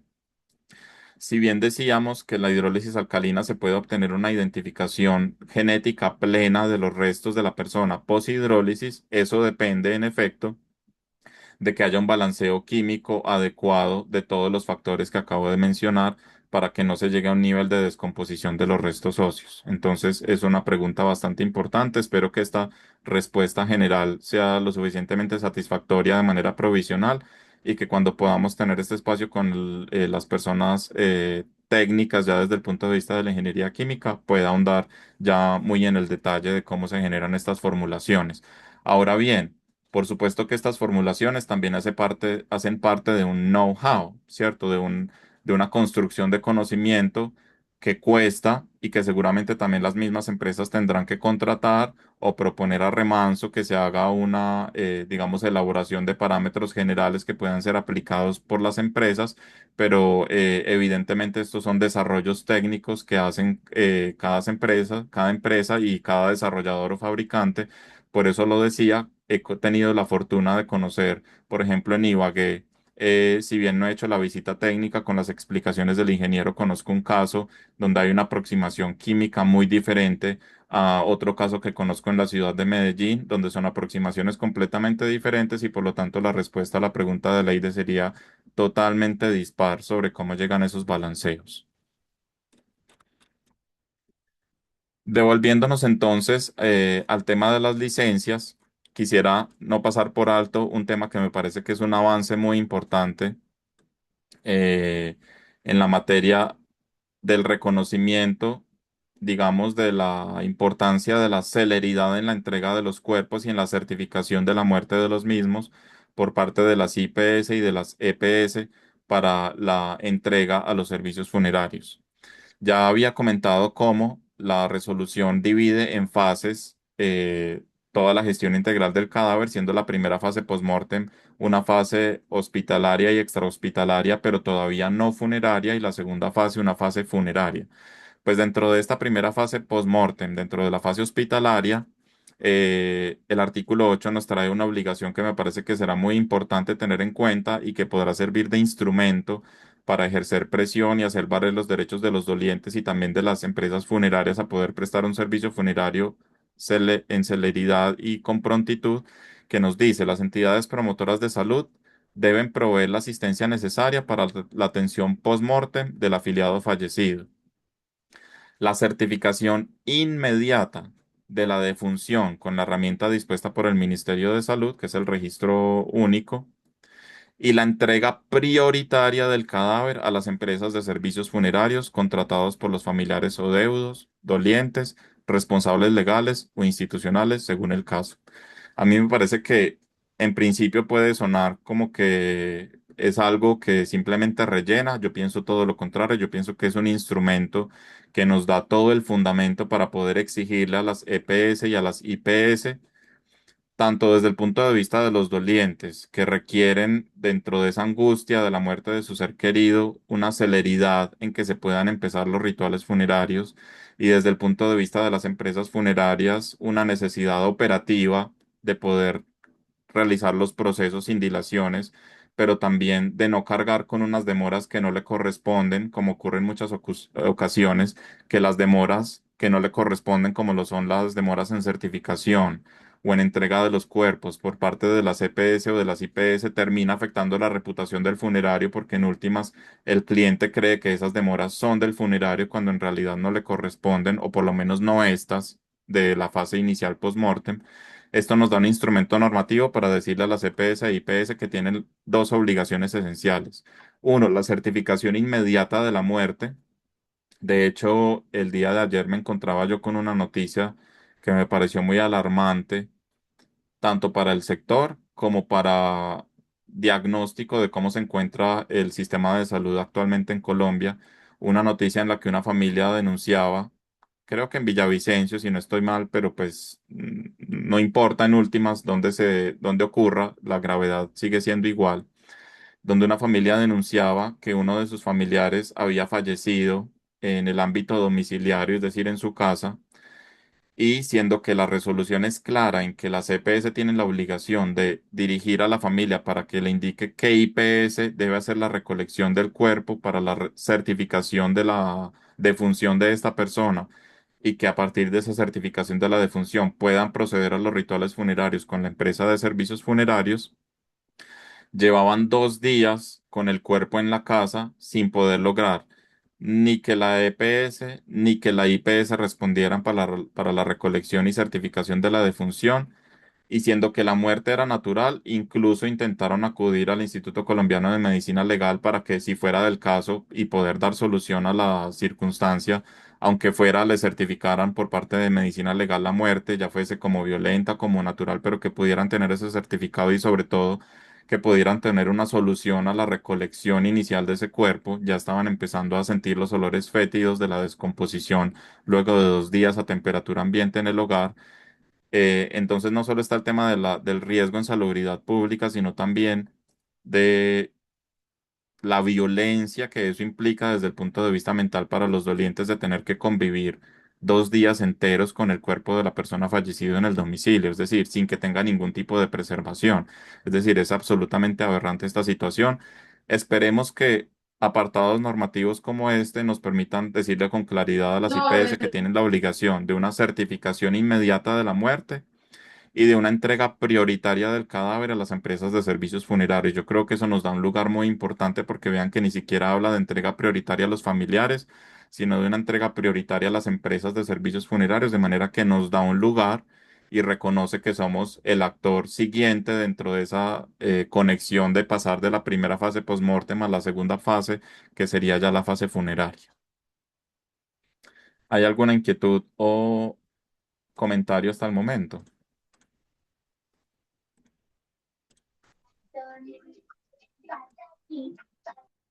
Nelson Mesa, de pronto. Listo, continuamos. Y también, y como último comentario para cerrar, sobre la importancia que considero yo nos trae este apartado del artículo 8, y también porque veo conectado a Germán Triviño, y por supuesto otras personas que están encargadas de este tipo de procesos en hospitales, donde hay salas de transición que han dispuesto las funerarias para acoger los cuerpos de las personas fallecidas y poder hacer una precisamente transición entre ese momento que es la muerte en el hospital, o en la IPS, o en la ambulancia, y posteriormente llegado al hospital poder hacer esa transición y explicarles a las familias cómo es el procedimiento y poder esperar la certificación de la defunción y la entrega del cuerpo a los servicios funerarios. Pienso que estos dos elementos son muy importantes para que esas salas de transición también tengan un elemento de presión cuando haya demoras o cuando haya dilaciones o simplemente cuando haya negligencias con cualquiera de estas dos obligaciones. Siguiendo entonces en la navegación de este mar, casi literal de norma, y volviendo al tema del artículo 36 sobre los requisitos, cerrábamos entonces diciendo que cuando se trate de cuerpos no identificados e identificados y no reclamados, pues simplemente no procederá cremación o hidrólisis, salvo las circunstancias que ya mencionábamos. Ahora bien, dicho esto, considero que es importante que pasemos a otro mar dentro de este océano que corresponde concretamente al anexo, perdón, 10, que es quizás uno de los más importantes a tener en cuenta por parte de todos los acá presentes, que es el anexo técnico número 10, formato para la licencia de exhumación y destino final, que es inhumación, cremación e hidrólisis alcalina de cadáveres, restos humanos y restos óseos. Destacar entonces que ya contamos con el instrumento documental, instrumento que en algunas ocasiones no ha tenido una existencia legal, sino que son las propias funerarias las que en muchos casos han tenido que generar sus propios formatos y proveer de estos formatos a las inspecciones de policía para que los manejen. Pienso que es muy adecuado que la propia resolución nos traiga el formato de licencia de destino final, de manera que eso da cierto margen de confianza, mucho más certero sobre que, y no solo margen de confianza, sino un marco de legalidad y de obligatoriedad para el funcionario de acudir a este documento de licenciamiento, y teniendo en cuenta que el solo hecho de la existencia de este documento y el que el mismo haga mención a la hidrólisis alcalina y adicionalmente, como acá lo subrayo, tenga una casilla para elegir la hidrólisis alcalina como una forma de disposición final, creo que será como el instrumento clave para generar esa educación en los funcionarios de que ya es una tecnología viable en Colombia y que puede operar para la gestión de disposición final de cuerpos de personas humanas. José Alejandro Naranjo tiene la mano levantada. Adelante, por favor.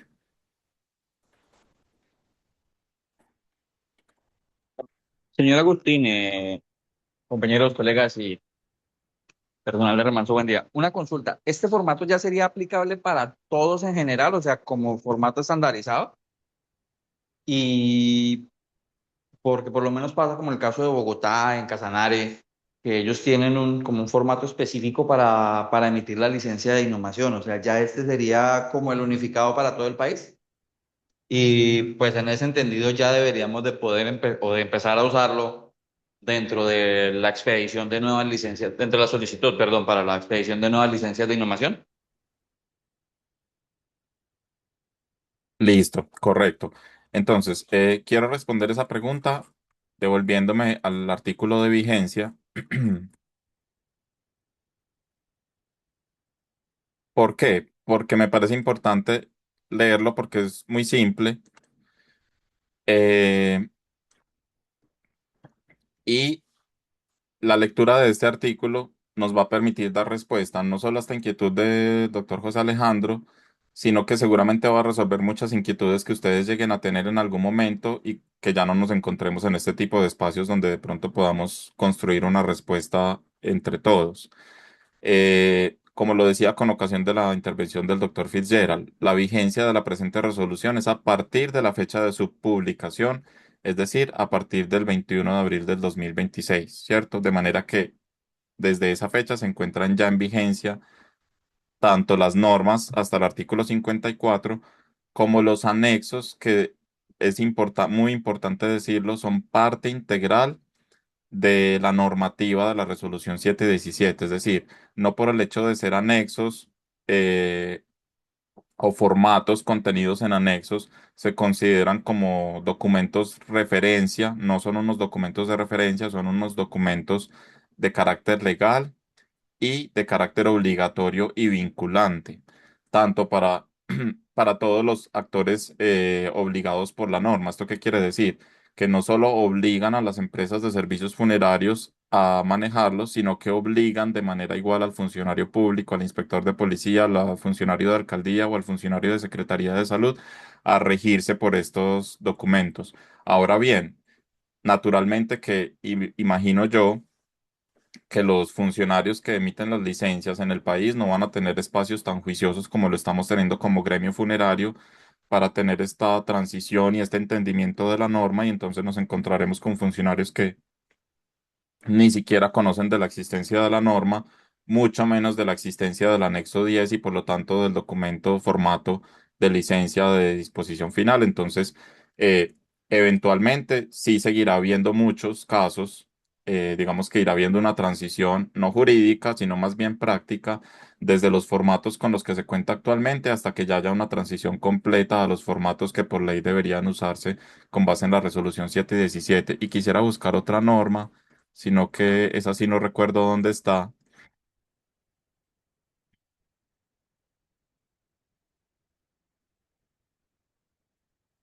Perdón, yo cierro un momento este.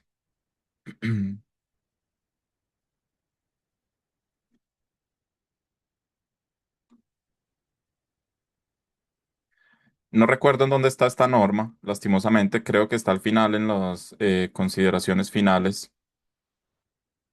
pero es una norma de la resolución 717 que nos dice que todos los anexos son parte integral de los aspectos normativos de la norma, que es lo que ya decía, que no son simplemente documentos referenciales, sino que hacen parte integral, que es lo que nos permite hacer una lectura conjunta entre ese artículo que quedo pendiente de decirles cuál es y el artículo 54 sobre la vigencia inmediata a partir de la promulgación de la norma, para decir entonces que es el anexo 10 el que rige a partir del 21 de abril para la expedición de las licencias de disposición final, teniendo en cuenta en todo caso el comentario práctico de que seguramente tendremos que hacer un periodo de acopio y de educación con los funcionarios.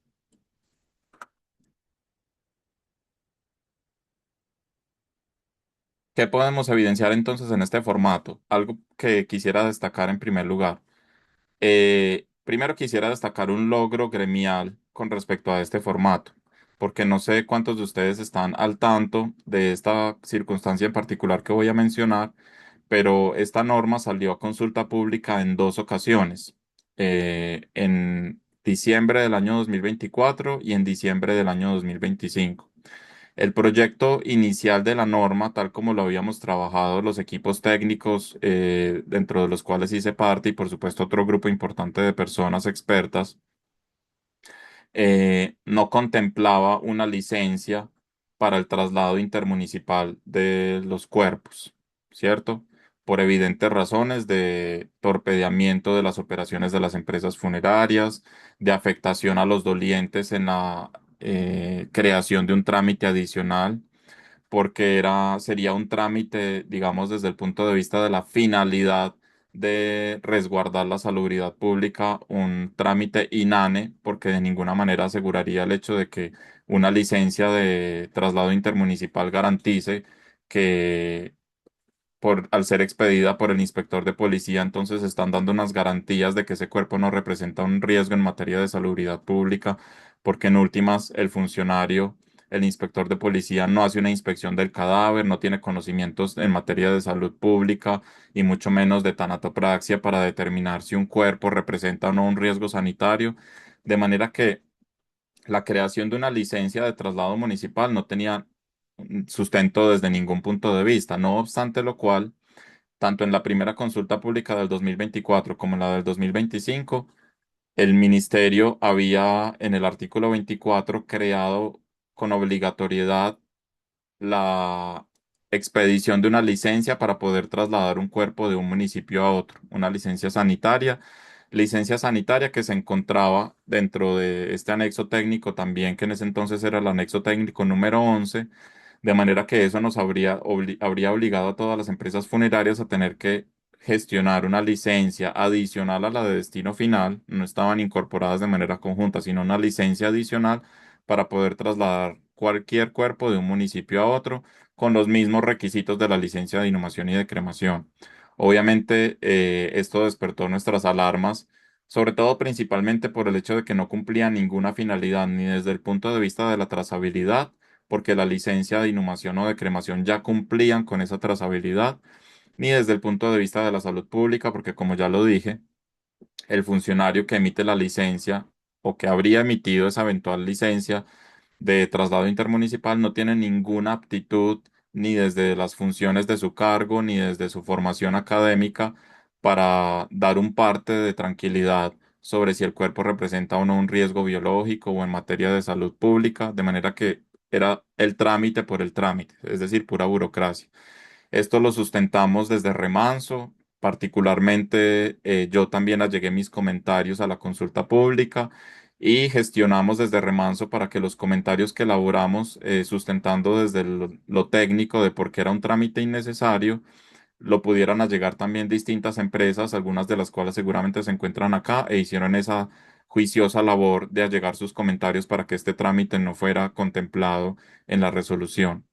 Finalmente, esa gestión gremial tuvo éxito. Fue muy difícil de lograrlo porque hasta las últimas tres reuniones que tuvimos con el ministerio, 2 semanas antes de que saliera expedida la resolución 717, se seguía manteniendo la licencia de traslado intermunicipal. Sin embargo, a lo último, finalmente pudieron calar todos estos argumentos y quiero destacar este ejercicio porque, pues, digamos, demuestra que cuando nos unimos como gremio, y demostramos con argumentos técnicos y jurídicos, pero también, digamos, con una pluralidad de agentes, porque como lo dije, fue Remanso y distintas empresas corporadas y distintos expertos que llegamos los comentarios, logramos persuadir al ministerio de que no expidiese, o más bien, de que no entrase o crease ese nuevo requisito de la licencia de traslado intermunicipal. Pero también, ¿para qué digo esto? Para decir que así como logramos que la licencia de traslado intermunicipal no quedase finalmente en la norma, lo cual considero un logro grande para la operación de los servicios funerarios y para los dolientes, no logramos en cambio que se eliminara el requisito de la licencia de exhumación. Ustedes conocerán que la Ley Novena del 79 la menciona, pero no la desarrolla,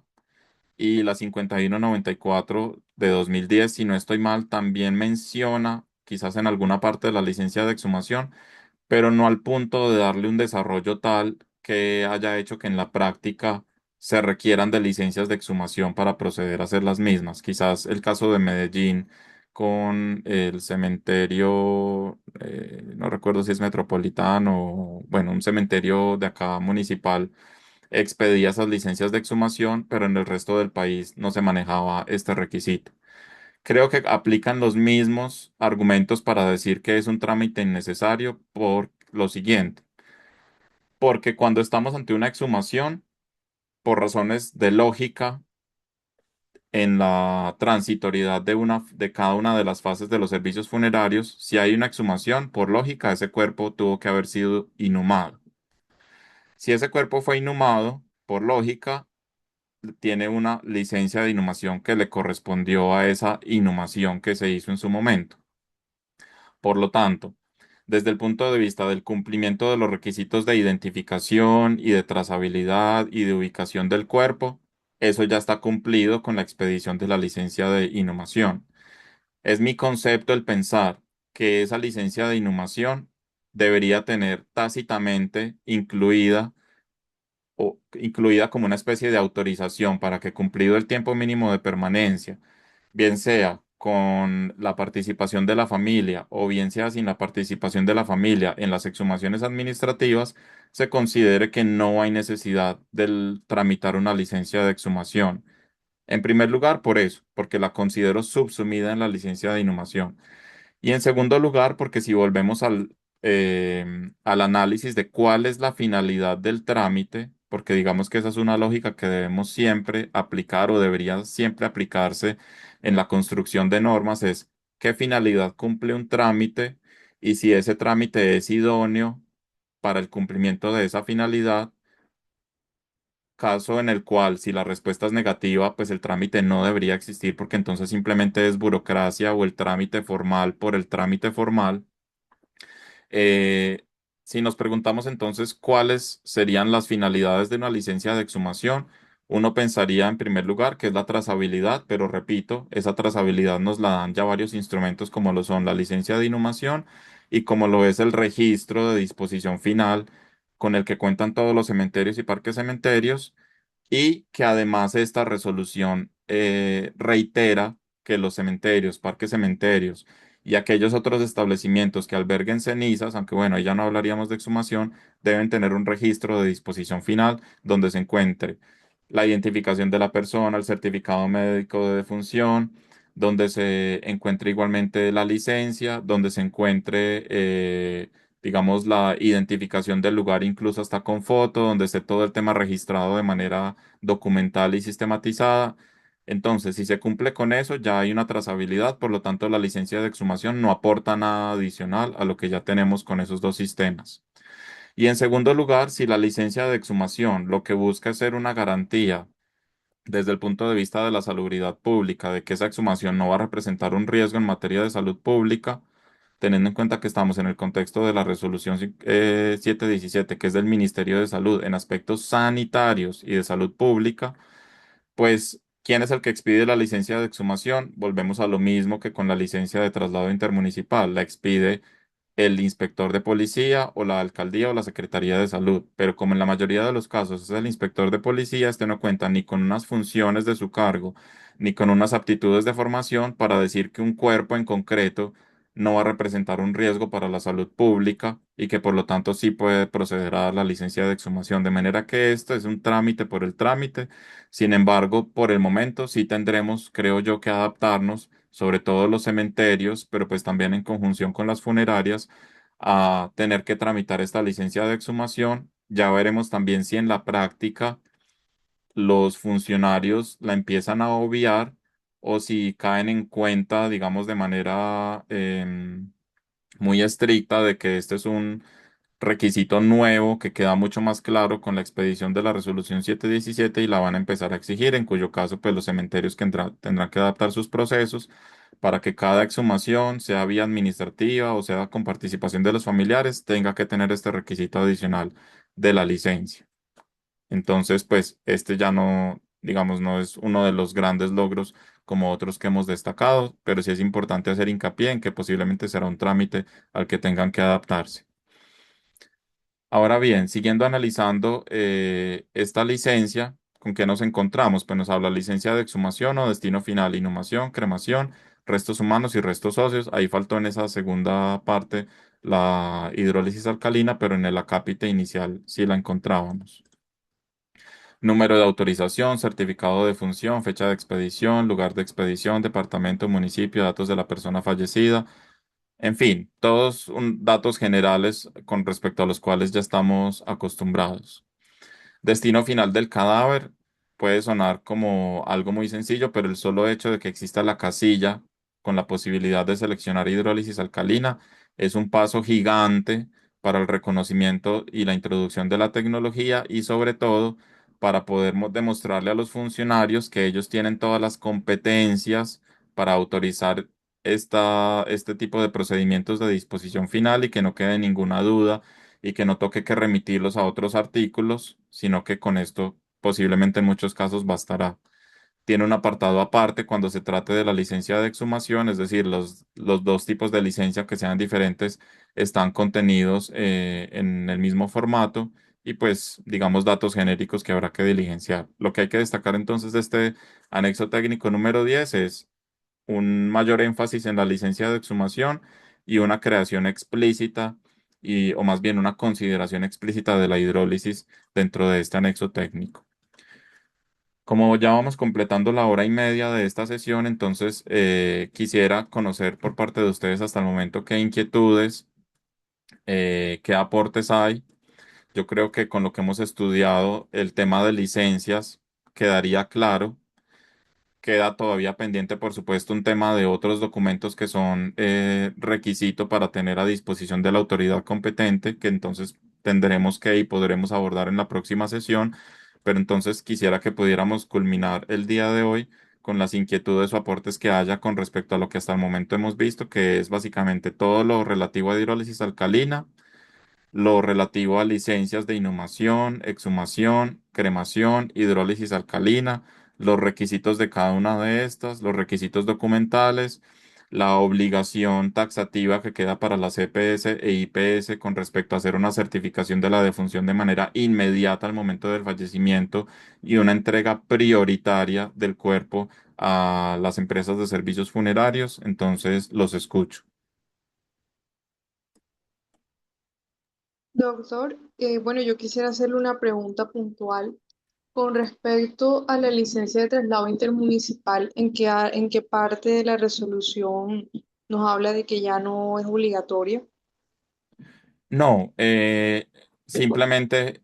la inexistencia de la misma es la que nos da la garantía de que no es un Ok, requisito no quedó obligatorio. taxativo. Sí, exacto, simplemente no quedó. Es decir, en las dos consultas públicas, el artículo 24 que hablaba de traslados decía muy claramente todo el traslado intermunicipal, el traslado terrestre, fluvial, marítimo o aéreo intermunicipal o internacional, es decir, cualquier tipo de traslado requerirá la licencia de traslado contenida en el anexo 11 de la presente resolución. Entonces, eso era lo que le daba creación a ese requisito en conjunción con su respectivo formato. Lo que logramos es que simplemente no exista, por lo tanto, pues no se requiere de un apartado de la norma que diga que no existe requisito de licencia intermunicipal, pues porque simplemente no existe, ¿cierto? Entonces, la evidencia de que no quedó es su inexistencia. Y si llegase a haber alguna inquietud por parte de algún funcionario que diga que se requiere licencia para el traslado intermunicipal, entonces pues sería muy fácil demostrar que una primera versión de la norma de salida en consulta pública en 2024 y en 2025 que contemplaba ese requisito, pero que precisamente con los argumentos que se llegaron y con la expedición de la resolución 717 que no lo contempló, al día de hoy no existe ese requisito de licencia de traslado intermunicipal. También otro argumento que puede ayudar si es que se llegan a encontrar con algún funcionario que tenga esta interpretación de que eso sería una exigencia, hay que tener en cuenta que el anexo 10 de licencia de destino final siempre nos incluye el destino. Miremos a ver acá.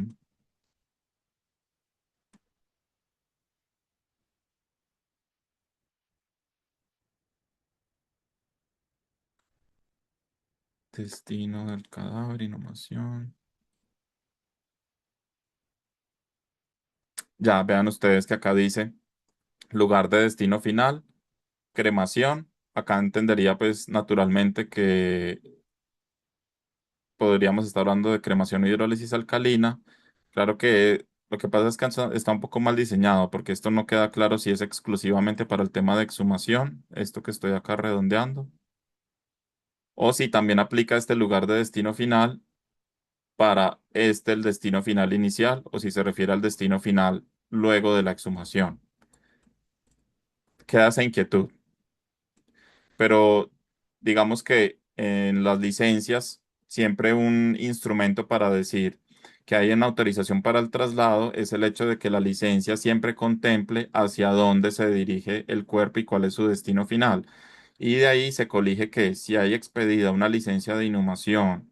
de cremación, o en este caso ya con la nueva tecnología de hidrólisis, para que un cuerpo tenga esa disposición final en Bogotá, expidiéndose en Medellín, automáticamente se entiende que si existe esa licencia para que el cuerpo que se encuentra actualmente en Medellín pueda tener esa disposición final en Bogotá, pues tácitamente hay una autorización para el traslado de ese cuerpo de este lugar a ese lugar de destino. Entonces, ese es un elemento que no dice expresamente que se autoriza el traslado intermunicipal, pero que sirve para justificar que obviamente si se autoriza que se creme, se inhume o se Claro. hidrolice en un lugar diferente al de fallecimiento, naturalmente, para que eso pueda ocurrir, se tiene que operar un traslado. Entonces, eso también sirve como un argumento, digamos, en esos casos difíciles en que se encuentran con funcionarios, puede ser en carretera, que exigen esa licencia de traslado. Pero esencialmente, simplemente no existe ese requisito y lo que pueden manifestar ustedes frente a un funcionario es que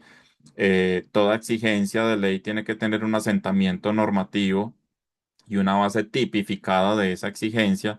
mucho más si se está mostrando como presupuesto para la imposición de alguna sanción. Toda sanción tiene que cumplir con el requisito de ser tipificada y para ser tipificada tiene que estar expresamente contemplada en la ley. Por lo tanto, si no hay una norma que expresamente exija un requisito de licencia de traslado intermunicipal, no podría haber lugar ni a que se exija el requisito, ni mucho menos por el principio de tipicidad desde el punto de vista sancionatorio, ni mucho menos se podría imponer una sanción frente a la inexistencia del cumplimiento de un requisito que no existe. Espero que eso resuelva esa inquietud.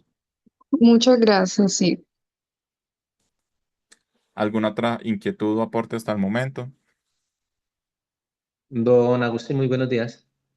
Adelante, Edwin. Qué pena molestarle. Es que no lo entendí ahí bien porque a nosotros nos pasó una vez en un proceso de eso. La licencia de inhumación es un documento que también me sirve para licencia de traslado o permiso de traslado, porque A el ver, agente de tránsito que nos detuvo a nosotros dijo que no era el documento que él solicitaba. correcto. Entonces va en este sentido, digamos en este orden. De jerarquía, casi me atrevería a decirlo. En primer lugar, no existe el requisito normativo ni el documento anexo a dicho requisito normativo de una licencia de traslado intermunicipal de cuerpos. Entonces, no existe el requisito y como no existe el requisito, o evidentemente tampoco existe el anexo, porque pues no puede existir un anexo documental de un requisito que no existe. Eso es lo primero. Simplemente no existe esa exigencia. Pero digamos que como un argumento adicional que puede ayudar para la justificación y pues, que hemos utilizado recurrentemente con algunas empresas es que la licencia de disposición final, de cualquiera sea la tecnología de disposición final, como indica el lugar donde será la disposición final de ese cuerpo, tácitamente indica una autorización para que se haga el traslado de ese cuerpo, ¿cierto? Por lo que ya decía, por una simple lógica de que si hay una autorización para que un cuerpo que se encuentra en una ciudad tenga una sepultura en una ciudad diferente, para que eso pueda realizarse, tiene que hacerse un traslado o un transporte. Por lo tanto, no tendría ninguna lógica expedir una licencia de inhumación para otra ciudad y que ésta no cuente tácita o automáticamente con la autorización de traslado. Pero eso es solo un argumento adicional, ese no es el argumento principal. El argumento principal es simplemente que no existe el requisito y no pueden ni exigirle el requisito, ni menos aún por el principio de tipicidad imponer algún tipo de sanción frente a un requisito inexistente. Ahora bien, claramente con la existencia de la resolución 717, pensaría yo que ese escenario va a ser mucho más sencillo, porque entonces ustedes simplemente le muestran la resolución al funcionario y le pueden decir que él perfectamente les indique en dónde se encuentra contenido el requisito del que él les está hablando. Y si tuviéramos que ir incluso a extremos más absurdos de explicación, entonces tenemos ese último argumento de hasta poder demostrar, vea, tan no existe el requisito de licencia de traslado intermunicipal que en el proyecto de borrador de esta resolución hoy vigente se iba a expedir o se iba a crear ese requisito del que usted habla. Pero precisamente porque se llegaron estos argumentos, y ahí pues le solicito a María del Pilar que pueda compartir los argumentos que llegamos desde Remanso para que no se creara el requisito de licencia de traslado intermunicipal, precisamente porque se llegaron estos argumentos desde el gremio. En la resolución 717 usted no encuentra en ninguna parte la creación de un requisito de licencia de traslado intermunicipal. Entonces yo pensaría que en ese orden y con esos tres elementos, uno, inexistencia del requisito, dos, la licencia de disposición final que autoriza para que se haga esa disposición final en otro municipio. Y tres, mostrando que el proyecto de norma sí llegó a contemplar esa posibilidad, pero que finalmente la norma que se expidió no lo tiene por ninguna parte. Eso tendría que ser más que suficiente. Y si en definitiva eso no satisface, digamos, la posición obtusa del funcionario público, pues entonces ahí ya digamos que podríamos entrar en un caso más delicado que necesitaría una asesoría porque puede esta persona estar extralimitándose, de pronto puede haber un tema en el que está buscando una dádiva y entonces pues mirar qué es en realidad lo que está buscando este funcionario y poder iniciar alguna acción penal por digamos, por los delitos penales en los que pueda estar incurriendo por el desbordamiento de sus funciones, ¿cierto? Ok, muy amable. Con gusto. Adelante las demás inquietudes o adelante las demás inquietudes o aportes sobre los temas tratados para que vayamos dando clausura a la sesión del día de hoy.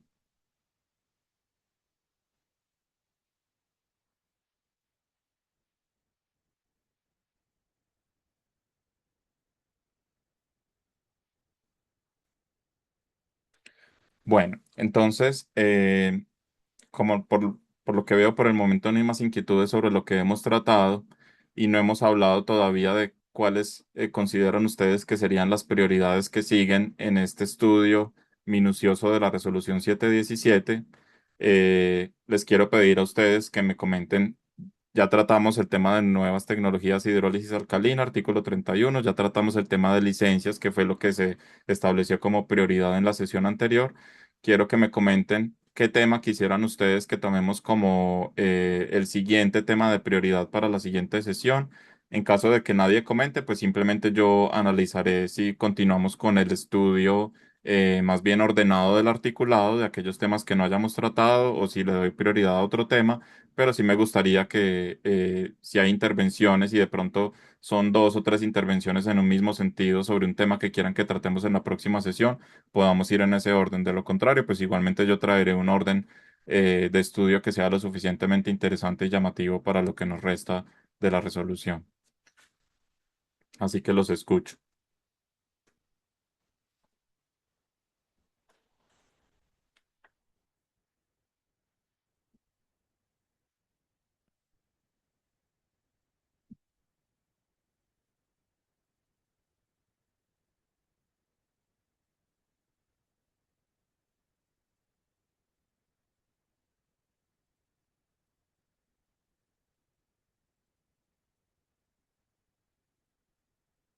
Aló, por favor, algún voluntario. Doctor John Alejandro, de pronto. Luis Fernando Díaz. Estamos muy bien, mi doctor. Siga su orden, vamos muy bien. Bueno. Entonces, les agradezco mucho la atención prestada el día de hoy. También que puedan seguir compartiendo con los colegas el hecho de que estamos haciendo este ejercicio exhaustivo de análisis de la resolución 717. Continuaremos entonces el próximo miércoles, dado que no he tenido pues alguna indicación de cuál tema prioritario quieren que abordemos, entonces voy a hacer ese doble análisis de mirar cuál puede ser el siguiente tema dentro de la resolución que destaque más para ustedes y en caso de que simplemente no encuentre una jerarquía, seguiremos analizándola en el orden del articulado, obviamente saltándonos aquellos temas que ya hayamos estudiado, pues para no incurrir en repeticiones innecesarias. Quedo muy agradecido y también quedo muy pendiente de que si van teniendo inquietudes, nos las puedan hacer llegar, nos las puedan ir llegando bien a María del Pilar, bien a mí directamente. Qué pena acá un último paréntesis. No sé si está conectado el doctor, creo que Héctor Zambrano, creo que es el nombre, que me hizo una inquietud la semana pasada directamente y que no le alcancé a responder con respecto a si la muerte de una persona por eutanasia debería ser certificada como muerte natural o muerte violenta. Eh, pues a ver, este es un tema que yo considero que a pesar de que hay una intervención humana, digamos que la distinción entre muerte natural y muerte violenta está no tanto por las causas, aunque sí, digamos, ese es uno de los componentes, sino que esa distinción está más dada es para determinar si es necesario la posterior realización de autopsias médico-legales que permitan determinar la causa de la muerte de una persona o de las causas que cuando hay muerte violenta determinaron esa muerte violenta concretamente, si fue una contusión, si fue un ahogamiento, en fin.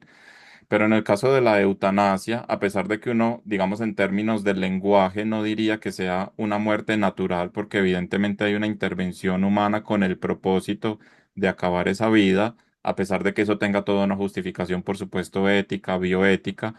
considero que la certificación de una muerte por eutanasia debe ser certificada como muerte natural en la medida en que, si bien lo que da la muerte, el elemento final definitivo son los medicamentos que le son suministrados a la persona para que cesen sus funciones vitales, lo que lleva a que se le suministre ese medicamento son unas condiciones naturales de la persona que pueden ser unas afectaciones de discapacidades o unos dolores insufribles o unos problemas de salud mental o un sinnúmero de circunstancias que llevan a la toma de esa decisión, por supuesto de una decisión con consentimiento informado, con el acompañamiento de equipos médicos y por lo tanto, como hay una trazabilidad perfecta sobre las causas que llevaron a la toma de esa decisión, considero yo que es una muerte que debe ser catalogada como natural. Sin embargo, también me gustaría mucho escuchar a futuro en casos que hayan tenido ustedes particulares, porque no conozco casos prácticos de cómo se han certificado las muertes por eutanasia, si han visto que las estén certificando como muerte natural o como muerte no natural. Pero mi concepto desde estos principios que acabo de exponer es que las muertes por eutanasia deberían ser catalogadas como muertes naturales. Quería entonces resolver esa inquietud. Seguiremos atentos a las inquietudes de ustedes y muchísimas gracias por la atención el día de hoy. Te cedo la palabra, María del Pilar, si gustas, para dar el cierre a la jornada. Claro que sí, Agustín. Muchísimas gracias. Como siempre, pues unas intervenciones súper enriquecedoras y de interés pues para todo el sector. Necesariamente, mejor, obligatoriamente, son temas que tenemos que saber para poderle hacer frente pues, a los diferentes requerimientos que haya de la autoridad. El caso que comentaba Agustín de Villavicencio y sabiendo que hay personas de las funerarias de Villavicencio conectadas. Es una problemática que allí particularmente se viene presentando desde hace muchos años. El clima, además de ser cálido, es húmedo y se pueden demorar hasta 48 horas para resolver una licencia o un documento, mejor la expedición de un certificado de defunción para que la funeraria pueda ir a hacer el retiro del cuerpo cuando el fallecimiento es en residencia. Entonces, aquí también es importante la responsabilidad nuestra como funerarios de ir a la autoridad de salud o a las inspecciones de policía o a quien corresponda y socializarles esta resolución porque nos vamos a ver beneficiados todos. Recuerden diligenciar el formulario de asistencia, que es un formulario del SENA para tener su certificación en conocimientos funerarios. Muchísimas gracias. Nos encontraremos el próximo miércoles para esta tercera entrega de la resolución 717 expedida el 21 de abril por el Ministerio de Salud y de la cual todos nosotros como sector hemos sido protagonistas. Muchísimas gracias. Hasta la próxima y bendiciones para todos. Muchas Gracias, gracias, feliz María del día. Pilar, doctor Agustín Cuarta, muchas gracias. Un feliz día para todos.